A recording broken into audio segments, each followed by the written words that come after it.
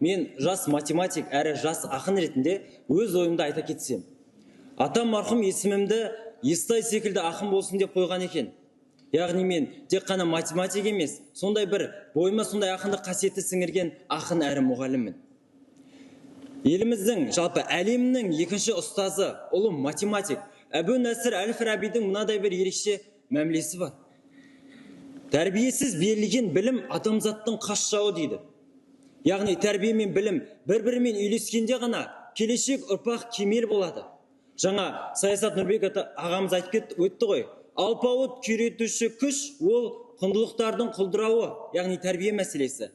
Ал жаңа конституцияда осы құндылықтар, тәрбие, ғылым, тағы да білім, осының барлығы мемлекеттің басты бағыты ретінде айқын көрсетілген. Құрметті залда отырған ата-аналар, ата-әжелер, осы игі істер ең алдымен сіздерден бастау алады.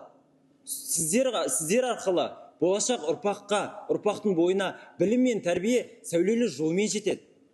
Ал біз секілді жас ұстаздар, жас ақындар, сол құндылықтар ұрпақ бойына сіңу үшін еңбек етуіміз қажет.